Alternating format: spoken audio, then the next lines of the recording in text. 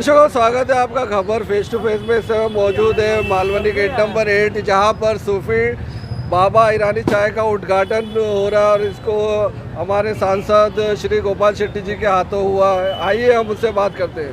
गोपाल जी, आपका स्वागत है खबर फेस टू फेस में। आपने जो उद्घाटन किया उसके बारे में आप क्या कहना चाहेंगे चाय के बारे में? नहीं, अच्छा लगता है। रफ़ीक भाई द्वारा सूफी बाबा ईरानी चाय का दुकान का उद्घाटन करने का अवसर मुझे प्राप्त हुआ और चाय भी मैंने पिया। बहुत अच्छा चाय है, टेस्टी चाय है और मैं मानता हूं कि परिसर में रहने वाले लोगों को एक बहुत ही किफ़ायती रेट में अच्छी चाय मिलेगी पीने के लिए।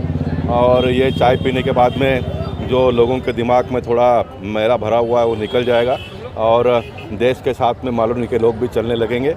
ये मेरे लिए बहुत खुशी की बात है। गोपाल जी, ये जो अभी महंगाई को लेकर जो गैस सिलेंडर का, पेट्रोल का दाम बढ़ रहा है, इसके लिए केंद्र सरकार क्या कदम उठा रही है? नहीं, केंद्र सरकार का एक आप क्लिप देखेंगे तो उसमें पूरा डिटेल दिया गया है।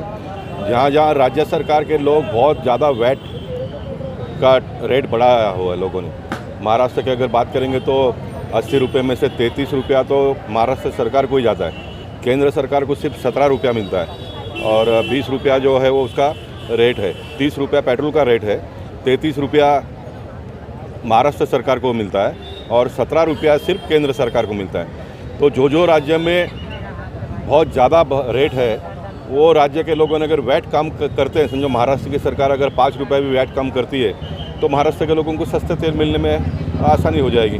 मैं आपके टीवी के माध्यम से इस बात का आह्वान करना चाहता हूँ लोगों को कि कांग्रेस के राज्यों में भाव आप देखिए पेट्रोल का क्या है और भारतीय जनता पार्टी का राज्य जहाँ पर होगा वहाँ का भाव आप निकालिए और दोनों के भाव में जहाँ पर डिफरेंस है, अगर कांग्रेस के राज्य जहाँ पर है उससे भी अगर बीजेपी के राज्य जहाँ पर है वहाँ पर ज़्यादा होगा तो मैं इस बात की गारंटी देता हूँ कि वहाँ उस राज्य का रेट मैं कम करा दूँगा। आगे चल के कम होने की संभावना है, क्या कदम? कम देखिए, पूरे अंतर्राष्ट्रीय बाजार में कम होगा तो कम होगा, एक बात।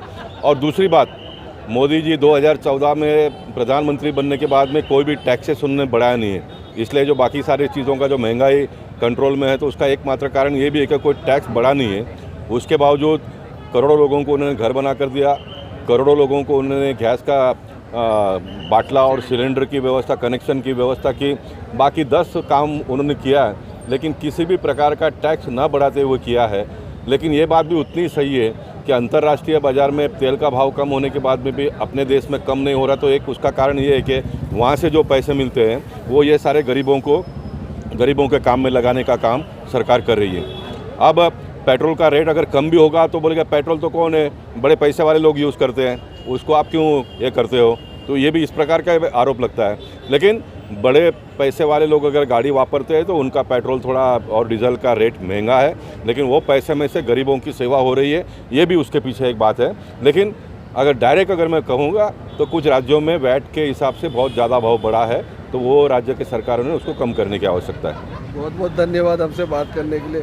सुनील, कहना चाहेंगे आप? आज ये हमारे मित्र फिरोज शेख और उनके सभी सहयोगी ने एक सूफी बाबा ईरानी चाय की आज ये शुरुआत की है और हमें खुशी है, इसको हम शुभकामनाएं देने आए।